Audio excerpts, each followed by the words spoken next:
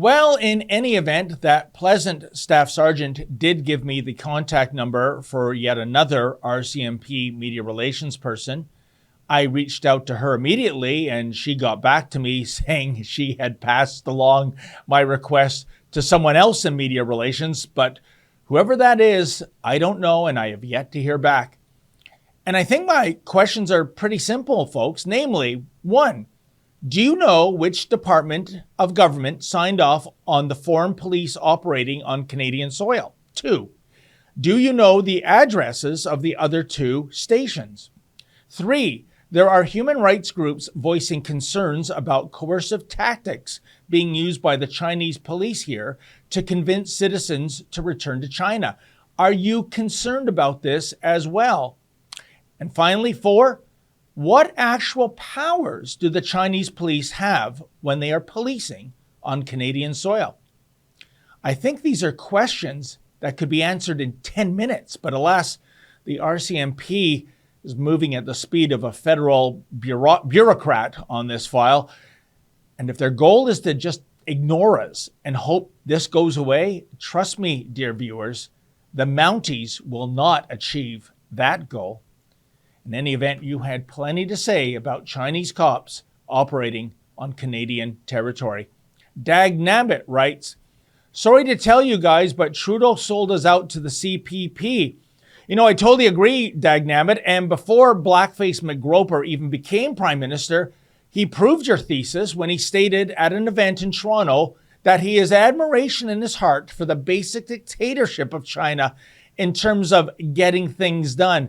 Can you imagine any future leader of a Western democracy saying something that grotesque?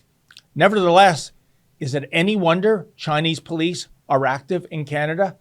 Our PM probably admires those brutal cops, given he travels with a bunch of RCMP thugs as his private security detail. And yes, I have the scars to prove that. B. Balagroa writes, I say everyone protest at these Chinese stations before they take us over. Well, you know, wouldn't that be a sight to see? I mean, would the Chinese police respect the right of Canadians to peacefully protest, or would they whack them and stack them a la Tiananmen Square? Oh, what am I saying? When it comes to whacking and stacking, I think that is now the bailiwick of the Trudeau Liberals, given their egregious invoking of the Emergencies Act earlier this year.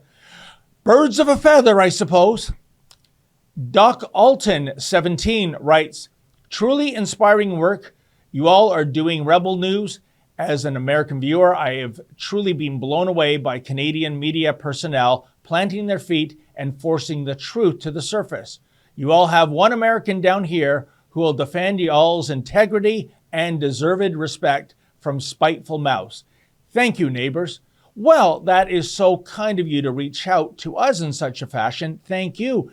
And Dockleton, good luck with the Chinese police problem on your side of the border. Say maybe those cops from Beijing can be deployed to your country's southern border to help round up those who are trespassing into America on a daily basis. Yeah, I know. What a concept. Illegal aliens being rounded up by illicit policemen. Oh, what a world. And Mine Girl AK-49 writes, why are the Chinese police operating in New York City? See a pattern here? Oh, indeed, Mine Girl AK-49. There is a pattern given that these commie cops are operating in about 30 nations worldwide. And the question remains, why? And who signed off on this? You have my word, folks. We shall continue to investigate this matter in the days ahead and bring you some answers. Hey folks, that was an excerpt from my show, Rebel Roundup. Now, to get the full meal deal, why not go to Rebel News Plus, sign up, and never miss a Rebel News Plus show in the future.